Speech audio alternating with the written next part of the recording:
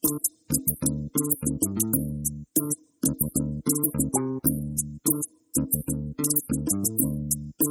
and welcome. I'm your host, Neil Howard. Thank you so much for returning for another segment of HPR. In this segment, we'll be talking with Dr. Ryan Case. He's joining us here from Neuroderm to talk about some highly positive results from the Phase III BouNdless trial evaluating their compound in Parkinson's disease. Welcome to Health Professional Radio. Dr. Ryan Case, thank you for taking the time this morning. Thank you, Neil. It's my pleasure. Well, I did mention that you're joining us here from Neuroderm. Give us a brief look into your professional background and talk about your role there at Neuroderm briefly. Sure. Well, I've had about 15 years of pretty diverse experience developing different types of innovative medical therapies for patients when there's a great and dire need. So it was a logical step for me to join Neuroderm back in 2017. They're actually an Israeli company headquartered in Israel, so they are now a wholly owned subsidiary of the Mitsubishi Tanabe Pharma Corporation out of Japan. So in the time I've been there, since 2017, a lot of our focus has been on Parkinson's disease. There's a serious unmet need for Parkinson's disease patients, especially as their disease has progressed to certain stages in care. So our invention, our innovation was to bring forward a drug-device combination to really help modify the standard of care that they're used to in oral therapy. And so now it's been an exciting several years, and with this final trial, we're really excited to move forward. Now, I did mention, of course, that the Phase III BouNdless trial was evaluating, it is a drug-device combination known as ND0612. Is that correct? Yep, correct. How does it work exactly? Yeah, so it's actually pretty simple. The standard of care in Parkinson's disease is oral levodopa carbidopa. Carbidopa is a drug that's added on to levodopa, which keeps the levodopa from breaking down in the body. So that oral combination pill has been around for about 50 years in the Parkinson's community, and it really is that standard of care when patients are first diagnosed with Parkinson's and as they progress. They use that along with a number of other oral medications to manage the symptoms of Parkinson's disease as much as possible. But there comes a time in that Parkinson's patient's life as that disease progresses, unfortunately, where the challenge with oral levodopa is that the pharmacokinetics, the levodopa plasma concentrations, go really high and really low. The body's ability to manage that appropriately is degraded. And so unfortunately, those fluctuations in those plasma concentrations lead to a lot of additional motor complications and make it very hard to manage the patients this way.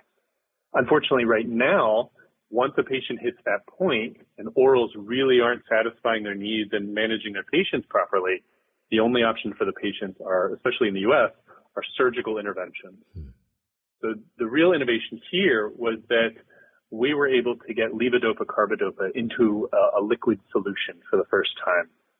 And by doing that, now we're able to provide a subcutaneous infusion in a continuous slow flow rate over 24 hours a day so that the patient, instead of having these spikes when they take pills, we keep those plasma concentrations at a nice even level. And the idea here is that that has the potential now to provide these reliable, sustained relief of these motor fluctuations that these people suffer from with Parkinson's disease. ND0612 within the Phase III BouNdless trial. Talk about this trial and some of the most outstanding results. Sure. So the BouNdless trial is definitely our pivotal efficacy trial. As you say, this is the crowning achievement, our Phase III trial here. And based on the regulatory path forward, this, of course, is always the goal for drugs in development. They required a double-blind trial where not only are we looking at the efficacy of ND0612, but we're looking at it compared to an active comparator. And in this case, we're looking at the oral levodopa carbidopa pills as requested by the FDA. So in this case, we're comparing these two medications over 12 weeks. And then at the end, looking to see how the patients did, and of course, hoping that our patients on ND0612 did better. And this is, of course, in a double-blind scenario.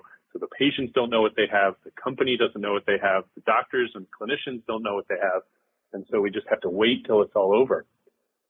Thankfully, it is all over, and we've analyzed the results, And the benefit that we've seen, our primary endpoint, is on time without troublesome dyskinesia, which really is just highlighting the good quality time. And in fact, colloquially, this is referred to as good on time in the Parkinson's community. So we're looking at the time of the day that a patient is spending with good quality time, on time without troublesome dyskinesia. This is because if those levels go too low, patients have off time. This is when they have a really hard time moving. If those levels of levodopa go too high, they have troublesome dyskinesia. This is when they have too much movement and have a hard time operating that way. So really trying to find that sweet spot is the goal. So for us, at the end of those 12 weeks, we compared the two arms, and what we found is that the ND0612 provided 1.72 hours more than the oral levodopa. This was, of course, statistically significant and a big success for these patients. What does that mean going forward for this Parkinson's community at large? I mean, are certain patients good candidates, or is any patient a good candidate? Right, it's a great question, and of course we'll continue to dig into the data. We always want to find, who is that ideal patient, and then kind of expand from there. This patient population in this trial, of course, with clinical trials, there's a lot of hoops and red tape we have to jump through to make sure that we have as clear of a comparison as possible. But in general, these are not early Parkinson's patients. These are people with Parkinson's disease where really oral therapies are starting to not be optimal for them. And so this is looking at that time where now a patient might be considering, either going on numerous medications, taking them really, really frequently to manage their symptoms, or, as I said, maybe jumping into something surgical. So that's really our sweet spot. That's our hope for a product like this, and that's the type of patients we looked at in this trial. What are the next steps? And then give us a website where we can learn more. Sure. Well, the next steps are pretty obvious for us. We're going to move as quickly as possible to process the data and get this submitted to the regulators so that ideally, hopefully, with those approvals, we can eventually provide this to the patients in the U.S., Europe, and maybe even beyond that. The website, more information can be found at neuroderm.com. That's neuroderm.com. And it should be an exciting time for us all. Ryan, I appreciate your time this morning. Thank you so much for joining us here on HPR. My pleasure, Neil. You've been listening to Health Professional Radio. I'm your host, Neil Howard, in conversation with Dr. Ryan Case. Audio copies of this program are available at hpr.fm and healthprofessionalradio.com.au. You can also subscribe to the podcast on iTunes, listen in, download at Anchor, Spotify, and be sure to subscribe to our YouTube channel at youtube.com, Health Professional Radio.